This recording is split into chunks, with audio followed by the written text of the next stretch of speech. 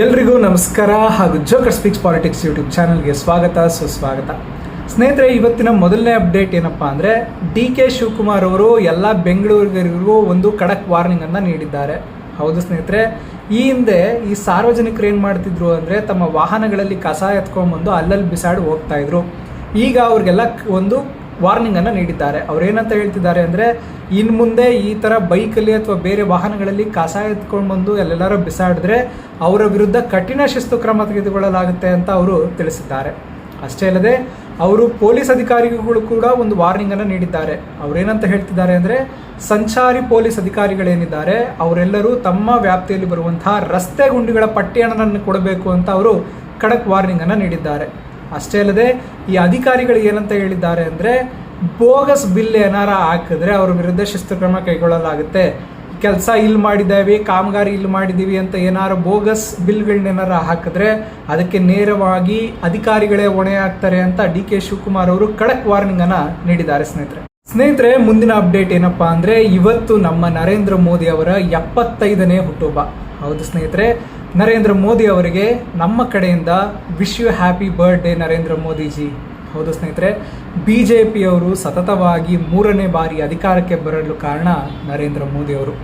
2001ರಿಂದ 2014ರವರೆಗೂ ಅವರು ಗುಜರಾತಿನ CM ಆಗಿ ಕೂಡ ಅವರು ಅಧಿಕಾರದಲ್ಲಿದ್ದವರು.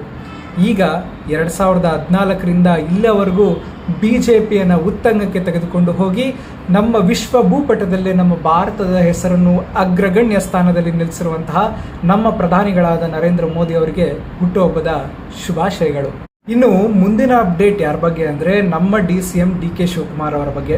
ಹೌದು ಸ್ನೇಹಿತರೆ, ನಿಮಗೆಲ್ಲ ಗೊತ್ತಿರೋ ಹಾಗೆ ಸೆಪ್ಟೆಂಬರ್ 16 ಇಂಜಿನಿಯರ್ಸ್ ಡೇ, ವಿಶ್ವೇಶ್ವರಯ್ಯ ಅವರ ಜನ್ಮದಿನ ಕೂಡ.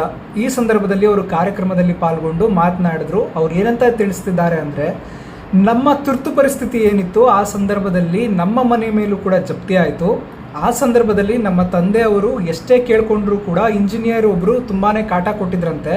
ನಮ್ಮ ಮನೇಲಿ ಇದ್ದಂತಹ ಹಲವಾರು ಚಿನ್ನಗಳನ್ನೆಲ್ಲ ಜಪ್ತಿ ಮಾಡ್ಕೊಂಡು ಹೋದ್ರಂತೆ.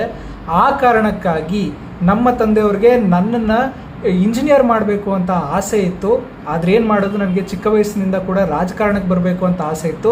ಅದಕ್ಕಾಗಿ ನಾನು ರಾಜಕಾರಣಕ್ಕೆ ಬಂದೆ ಅಂತ ಡಿ.ಕೆ. ಶಿವಕುಮಾರ್ ಅವರು ಹೇಳ್ಕೊಂಡಿದ್ದಾರೆ. ಸ್ನೇಹಿತರೆ, ಅಷ್ಟೇ ಅಲ್ಲದೆ ಮುಂದುವರೆದು ಏನಂತ ಹೇಳಿದ್ದಾರೆ ಅಂದರೆ ನಾನು ಇಂಜಿನಿಯರೇ ಆಗಲಿಲ್ಲ, ಅದಕ್ಕಾಗಿ ನನ್ನ ಮಗಳನ್ನು ನಾನು ಇಂಜಿನಿಯರಿಂಗ್ ಮಾಡಿದ್ದೀನಿ. ನಮ್ಮ ದೇಶ ಸೇವೆಯಲ್ಲಿ ಇಂಜಿನಿಯರ್ಗಳ ಪಾತ್ರ ಎಷ್ಟಿದೆ ಅಂತ ಅರಿವು ನನಗಿದೆ. ಆದ್ದರಿಂದ ಈಗ ನಾನು ಸಚಿವನಾಗಿ ಕೂಡ ಈ ಜೂನಿಯರ್ ಇಂಜಿನಿಯರ್ಗಳ ಜೊತೆ ಕೂಡ ಕೆಲಸ ಮಾಡ್ತಿದ್ದೀನಿ. ಅಷ್ಟೇ ಅಲ್ಲದೆ ನಾವು ಕೂಡ ಹೊಸ ಇಂಜಿನಿಯರ್ ಕಾಲೇಜನ್ನು ಕೂಡ ಸ್ಥಾಪನೆಯನ್ನು ಮಾಡಿದ್ದೇನೆ.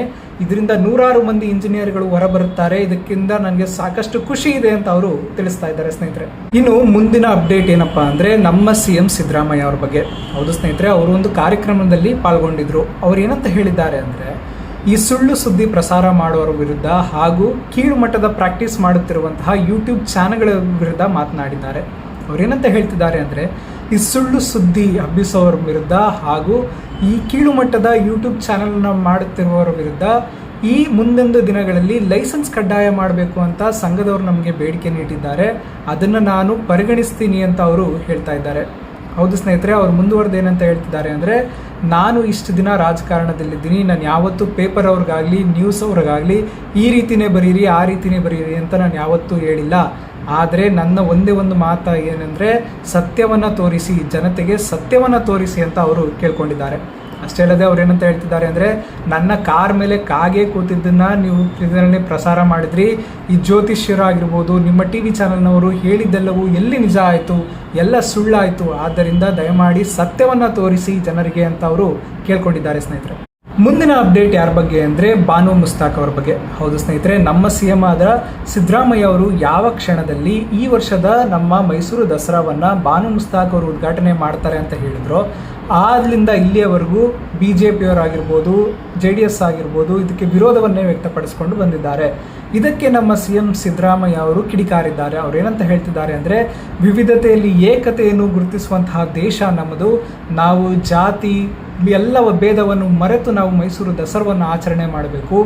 ಬಾನು ಮುಸ್ತಾಕ್ ಅವರು ಕೇವಲ ಅನ್ಯ ಧರ್ಮದವರಾಗಿದ್ದಾರೆಂದು ಅವರು ಮೈಸೂರು ದಸರಾ ಉದ್ಘಾಟನೆ ಮಾಡೋದ್ರಿಂದ ಯಾವ ತಪ್ಪಿದೆ ಅಂತ ಅವರು ಎಲ್ರಿಗೂ ಪ್ರಶ್ನೆಯನ್ನು ಕೇಳಿದ್ದಾರೆ. ಹಾಗೂ ಮೈಸೂರು ದಸರಾವನ್ನು ಎಲ್ಲ ಜಾತಿ, ಶ್ರೀಮಂತ, ಬಡವ, ಬಲ್ಲಿದ ಎಲ್ಲವನ್ನು ಮರೆತು ನಾವು ಸಡಗರವಾಗಿ ಆಚರಿಸೋಣ ಅಂತ ಎಲ್ಲರಿಗೂ ಕರೆಯನ್ನು ನೀಡಿದ್ದಾರೆ ಸ್ನೇಹಿತರೆ. ಇನ್ನು ಮುಂದಿನ ಅಪ್ಡೇಟ್ ಯಾರ ಬಗ್ಗೆ ಅಂದರೆ ಪ್ರಿಯಾಂಕ್ ಖರ್ಗೆ ಅವರ ಬಗ್ಗೆ. ಹೌದು ಸ್ನೇಹಿತರೆ, ಅವರು BJP ವಿರುದ್ಧ ಕೆಂಡಾಮಂಡಲವಾಗಿದ್ದಾರೆ. ಅವ್ರು ಏನಂತ ಹೇಳ್ತಿದ್ದಾರೆ ಅಂದರೆ, ಮೊನ್ನೆಯಷ್ಟೇ ಇಂಡಿಯಾ ಪಾಕಿಸ್ತಾನ್ ಮ್ಯಾಚ್ ನಡೀತು, ಆ ಮ್ಯಾಚ್ ಆಡಬಾರ್ದು ಅಂತ ನರೇಂದ್ರ ಮೋದಿ ಅವರು ಗೃಹ ಮಂತ್ರಿಗಳಿಗೆ ಯಾಕೆ ಹೇಳಲಿಲ್ಲ? ಈ ಪಹಲ್ಗಾಮ್ ಅಟ್ಯಾಕ್ನಲ್ಲಿ ಹುತಾತ್ಮರಾದವರಿಗೆ ಮಾತಿಗೆ ಬೆಲೆ ಇಲ್ವಾ? ಅವರ ಕುಟುಂಬದವರು ಈ ಮ್ಯಾಚ್ ಆಡಬಾರ್ದು ಅಂತ ಕೇಳ್ಕೊಂಡಿದ್ರು. ಆದರೂ ಕೂಡ ನಮ್ಮ ಕೇಂದ್ರ ಸರ್ಕಾರ ಏನಿದೆ ಅವರು BCCIಗೆ ಸರಿಯಾದ ನಿರ್ದೇಶನ ಯಾಕೆ ನೀಡಿಲ್ಲ ಅಂತ ಅವರು ಪ್ರಶ್ನೆಯನ್ನು ಮಾಡಿದ್ದಾರೆ. ಅಷ್ಟೇ ಅಲ್ಲದೆ ಮುಂದುವರೆದು ಏನಂತ ಹೇಳ್ತಿದ್ದಾರೆ ಅಂದರೆ, ಈ CT ರವಿ ಆಗಿರ್ಬೋದು, ಪ್ರತಾಪ್ ಸಿಂಹ ಆಗಿರ್ಬೋದು, ಅವರು ಜನರ ತಲೆ ಕಡೀರಿ ಅಂತೆಲ್ಲ ಹೇಳಿಕೆಗಳನ್ನ ನೀಡ್ತಾರೆ. ಧರ್ಮಸ್ಥಳ ಚಲೋ, ಮದ್ದೂರು ಚಲೋ, ಚಾಮುಂಡೇಶ್ವರಿ ಚಲೋ ಅಂತ ಪಾದಯಾತ್ರೆಗಳನ್ನ ಮಾಡ್ತಿದ್ದಾರೆ. ಅವ್ರಿಗೆ ಏನು ಬೇಕಾಗಿದೆ? ಅವ್ರ ಹತ್ರ ಕಾಮನ್ ಸೆನ್ಸ್ ಇದೆಯಾ? ಅವರೇನಾರ ತಮ್ಮ ಮಕ್ಕಳಿಗೆ ಕೇಸರಿ ಶಾಲನ್ನು ಒದಿಸಿ ಕೈಗೆ ದೊಣ್ಣೆಯನ್ನು ಕೊಟ್ಟು ನಮ್ಮ ಹಿಂದೂ ರಕ್ಷಣೆ ಮಾಡಿ ಅಂತ ಅವ್ರ ಮಕ್ಕಳನ್ನೇನ ಬಿಡ್ತಿದ್ದಾರಾ ಅಂತ ಅವರು BJP ಅವರ ವಿರುದ್ಧ ಕೆಂಡಾಮಂಡಲವಾಗಿದ್ದಾರೆ ಸ್ನೇಹಿತರೆ. ಇನ್ನು ಮುಂದಿನ ಅಪ್ಡೇಟ್ ನಮ್ಮ CM ಸಿದ್ದರಾಮಯ್ಯ ಅವರ ಬಗ್ಗೆ.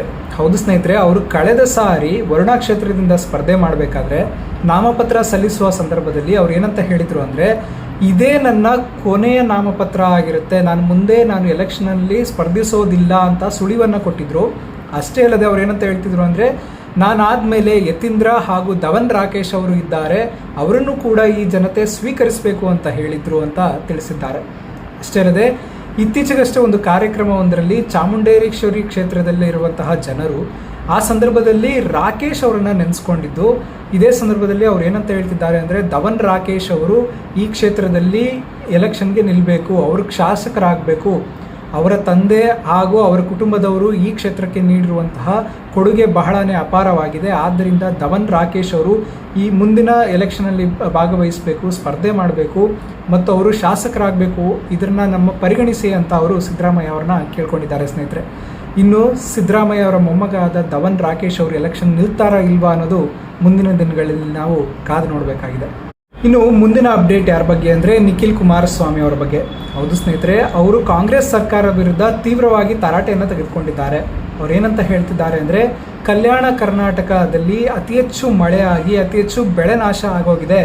ಆದ್ದರಿಂದ ನಮ್ಮ ಸರ್ಕಾರ ಏನಿದೆ ಅವರು ಈ ಕೂಡಲೇ 1 ಎಕರೆ ಬೆಳೆ ನಾಶಕ್ಕೆ 25,000 ರೂಪಾಯಿಗಳನ್ನ ಪರಿಹಾರವಾಗಿ ಕೊಡಬೇಕು ಅಂತ ಆಗ್ರಹವನ್ನು ಮಾಡಿದ್ದಾರೆ. ಅಷ್ಟೇ ಅಲ್ಲದೆ ಮುಂದುವರೆದವ್ರು ಏನಂತ ಹೇಳ್ತಿದ್ದಾರೆ ಅಂದರೆ, ಈ ಸರ್ಕಾರ ಬರೇ ಪರಿಹಾರ ಘೋಷಣೆ ಸರ್ಕಾರ ಆಗಿಬಿಟ್ಟಿದೆ, ಯಾವುದನ್ನು ಅನುಷ್ಠಾನಕ್ಕೆ ತರ್ತಾ ಇಲ್ಲ. ಯಾವುದನ್ನಾದರೆ ಆಗಲಿ ಘೋಷಣೆ ಮಾಡ್ತಿದ್ದಾರೆ, ಅದನ್ನು ಅನುಷ್ಠಾನಕ್ಕೆ ತರದೆ ಪರದಾಡ್ತಾ ಇದ್ದಾರೆ. ಅವರ ಪರಿಹಾರ ಕೊಡೋದಕ್ಕೆ ಅವರ ಖಜಾನೆಯಲ್ಲಿ ದುಡ್ಡಿದೆಯೋ ಇಲ್ವೋ ಈ ಸರ್ಕಾರನೇ ಉತ್ತರಿಸಬೇಕು ಅಂತ ಅವರು ಈ ಸಂದರ್ಭದಲ್ಲಿ ಕಿಡಿಕಾರಿದ್ದಾರೆ ಸ್ನೇಹಿತರೆ. ಇನ್ನು ಮುಂದಿನ ಅಪ್ಡೇಟ್ ಯಾರ ಬಗ್ಗೆ ಅಂದರೆ ಯೋಗಿ ಆದಿತ್ಯನಾಥ್ ಅವರ ಬಗ್ಗೆ. ಹೌದು ಸ್ನೇಹಿತರೆ, ಅವರು ನಮ್ಮ PM ನರೇಂದ್ರ ಮೋದಿ ಅವರಿಗೆ ಜನ್ಮದಿನದ ಶುಭಾಶಯವನ್ನು ಕೋರಿದ್ದಾರೆ. 75ನೇ ಜನ್ಮದಿನದ ಶುಭಾಶಯಗಳನ್ನ ಅವರು ಕೋರಿದ್ದಾರೆ. ಅಷ್ಟೇ ಅಲ್ಲದೆ ಅವ್ರು ಏನಂತ ಹೇಳ್ತಿದ್ದಾರೆ ಅಂದರೆ, ಮೋದಿ ಅವರ ಕಾಲದಲ್ಲೇ ಭಾರತವು ಬೇರೆ ದೇಶಗಳಿಗೆ ಮಾದರಿಯಾಗುವಂತೆ ಅಭಿವೃದ್ಧಿ ಹೊಂದಿದೆ ಅಂತ ಅವರು ಈ ಸಂದರ್ಭದಲ್ಲಿ ತಿಳಿಸ್ತಾ ಇದ್ದಾರೆ. ಅಷ್ಟೇ ಅಲ್ಲದೆ ಸೆಪ್ಟೆಂಬರ್ 17ರಿಂದ ಅಕ್ಟೋಬರ್ 2ನೇ ತಾರೀಕುವರೆಗೂ ಸೇವಾ ಪಕ್ವಾಡ ಅನ್ನುವಂತಹ ಸಾರ್ವಜನಿಕ ಕಲ್ಯಾಣ ಕಾರ್ಯಕ್ರಮಗಳನ್ನ ನಾವು ಪ್ರಾರಂಭ ಮಾಡ್ತಿದ್ದೀವಿ. ಇದು ನರೇಂದ್ರ ಮೋದಿ ಅವರು ಹುಟ್ಟಿದ ದಿನದ ಸೆಪ್ಟೆಂಬರ್ 17ನೇ ತಾರೀಕಿನಿಂದ ಶುರುವಾಗಲಿದೆ ಅಂತ ಅವರು ಸಂತಸವನ್ನು ವ್ಯಕ್ತಪಡಿಸಿದರು. ಅಷ್ಟೇ ಅಲ್ಲದೆ ಮೋದಿ ಅವರ ಕಾಲಾವಧಿಯಲ್ಲಿ ಶ್ರೀರಾಮ ಮಂದಿರ, ಅಯೋಧ್ಯೆಯ ರಾಮ ಮಂದಿರವನ್ನು ಕೂಡ ಉದ್ಘಾಟನೆಯನ್ನು ನಾವು ಮಾಡಿದ್ವಿ, ಇದು ನಮ್ಮ ಹೆಮ್ಮೆಯ ವಿಚಾರವನ್ನು ಅಂತ ಅವರು ತಿಳಿಸಿಕೊಂಡಿದ್ದಾರೆ ಸ್ನೇಹಿತರೆ. ಇನ್ನು ಮುಂದಿನ ಅಪ್ಡೇಟ್ ಯಾರ ಬಗ್ಗೆ ಅಂದರೆ BY ರಾಘವೇಂದ್ರ ಅವರ ಬಗ್ಗೆ. ಹೌದು ಸ್ನೇಹಿತರೆ, ಸಂಸದರು ಆಗಿರುವಂತಹ ಶಿವಮೊಗ್ಗದ BY ರಾಘವೇಂದ್ರ ಅವರು ದಿಶಾ ಪ್ರಗತಿ ಪರಿಶೀಲನಾ ಸಭೆಯ ಅಧ್ಯಕ್ಷತೆಯನ್ನು ವಹಿಸಿದರು. ಅವರು ಈ ಸಂದರ್ಭದಲ್ಲಿ ಮಾತನಾಡಿ ಏನಂತ ಹೇಳಿದ್ದಾರೆ ಅಂದರೆ, ಈ ನರೇಗಾ ಯೋಜನೆಯಡಿ ಹಲವಾರು ಲೋಪದೋಷಗಳಿವೆ, ಇದನ್ನು ಸರಿಪಡಿಸಿಕೊಂಡು ನಾವು ಹೋಗಬೇಕು ಅಂತ ಕರೆಯನ್ನು ನೀಡಿದರು. ಅಷ್ಟೇ ಅಲ್ಲದೆ ಈ ನರೇಗಾ ಯೋಜನೆಯಡಿ ಯಾರ್ಯಾರಿಗೆ ಪತ್ರ ಕೊಟ್ಟಿದ್ದೇವೆ ಅವರಿಗೆ ಹಣ ಪಾವತಿಸುವಲ್ಲಿ ಎಡವಟ್ಟುಗಳಾಗಿದ್ದಾವೆ, ಸರಿಯಾದ ರೀತಿಯಲ್ಲಿ ಹಣ ಪಾವತಿಸದೆ ಹಲವಾರು ಗೋಲ್ಮಾಲ್ಗಳು ಆಗಿರುವಂತಹ ವಿಚಾರಗಳು ನಮಗೆ ಬಂದಿದೆ. ಆದ್ದರಿಂದ ಅಧಿಕಾರಿಗಳ ವಿರುದ್ಧ ಕಠಿಣ ನಿರ್ಧಾರಗಳನ್ನ, ಶಿಸ್ತುಕ್ರಮವನ್ನು ನಾವು ತೆಗೆದುಕೊಳ್ತೀವಿ ಅಂತ ಅವರು ಈ ಸಂದರ್ಭದಲ್ಲಿ ತಿಳಿಸಿದ್ದಾರೆ ಸ್ನೇಹಿತರೆ. ಇನ್ನು ಇವತ್ತಿನ ಕೊನೆಯ ಪೊಲಿಟಿಕಲ್ ಅಪ್ಡೇಟ್ ಏನಪ್ಪಾ ಅಂದರೆ K ಸುಧಾಕರ್ ಅವರ ಬಗ್ಗೆ. ಹೌದು ಸ್ನೇಹಿತರೆ, ಅವರು ಕಾಂಗ್ರೆಸ್ ಸರ್ಕಾರನ ದೂಡಿದ್ದಾರೆ. ಅವ್ರು ಏನಂತ ಹೇಳ್ತಿದ್ದಾರೆ ಅಂದರೆ, ಇಷ್ಟು ವರ್ಷ ಕಾಂಗ್ರೆಸ್ ಸರ್ಕಾರ ದೇಶವನ್ನು ಒಡೆದಾಕಿದ್ದಾಯಿತು, ಈಗ ಜಾತಿ ಉಪಜಾತಿ ಅಂದ್ಕೊಂಡು ಇನ್ನಷ್ಟು ಒಡೆದಾಕಲು ಮುಂದುವರಿತಿದೆ ಅಂತ ಅವರು ಕೆಂಡಾಮಂಡಲವಾಗಿದ್ದಾರೆ. ಅವ್ರೇನಂತ ತಿಳಿಸ್ತಿದ್ದಾರೆ ಅಂದರೆ, ಈ ಜಾತಿ ಜನಗಣತಿ ಮಾಡೋದಕ್ಕೆ ರಾಜ್ಯ ಸರ್ಕಾರಕ್ಕೆ ಅನುಮತಿ ಇಲ್ಲ. ಕೇವಲ ರಾಜ್ಯ ಸರ್ಕಾರ, ಕೇಂದ್ರ ಸರ್ಕಾರ ಮಾತ್ರ ಅದನ್ನು ಮಾಡಬೇಕು. ನಮ್ಮ ರಾಜ್ಯ ಸರ್ಕಾರದವರು ಸಾಮಾಜಿಕ ಮತ್ತು ಆರ್ಥಿಕ ಜನಗಣತಿಯ ಹೆಸರಿನಲ್ಲಿ ಜಾತಿ ಉಪಜಾತಿಗಳನ್ನ ಕೌಂಟ್ ಮಾಡ್ತಾ ಇದೆ ಅಂತ ಅವರು ಕೆಂಡಾಮಂಡಲವಾಗಿದ್ದಾರೆ. ಅವ್ರು ಏನಂತ ಹೇಳ್ತಿದ್ದಾರೆ ಅಂದರೆ, ಈ ಕಾಂಗ್ರೆಸ್ ಸರ್ಕಾರ ನಾವು ಬಸವಣ್ಣನವರ ಮಾದರಿಯನ್ನು ಅನುಸರಿಸ್ತೀವಿ ಅಂತ ಹೇಳ್ತಿದ್ದಾರೆ. ಬಸವಣ್ಣನವರು ಏನಾರು ಈ ಜಾತಿ ಉಪಜಾತಿ ಮಾಡಿ ಅಂತ ಏನಾದ್ರು ಹೇಳಿದಾರಾ ಅಂತ ಅವರು ಪ್ರಶ್ನೆಯನ್ನು ಕೇಳಿದ್ದಾರೆ. ಸ್ನೇಹಿತರೆ, ಇದಿಷ್ಟು ಇವತ್ತಿನ ಕರ್ನಾಟಕದ ಪೊಲಿಟಿಕಲ್ ಅಪ್ಡೇಟ್ಸ್ ಆಗಿತ್ತು. ಇನ್ನೂ ಹೆಚ್ಚಿನ ಕರ್ನಾಟಕ ಪಾಲಿಟಿಕ್ಸ್ ಅಪ್ಡೇಟ್ಗಳಿಗಾಗಿ ದಯಮಾಡಿ ನನ್ನ ಯೂಟ್ಯೂಬ್ ಚಾನಲ್ನ ಸಬ್ಸ್ಕ್ರೈಬ್ ಮಾಡ್ಕೊಂಡು ಸಪೋರ್ಟ್ ಮಾಡಿ ಅಂತ ಕೇಳ್ಕೊಳ್ತಾ, ವಿಡಿಯೋ ನೋಡಿದ್ದಕ್ಕಾಗಿ ಧನ್ಯವಾದಗಳು.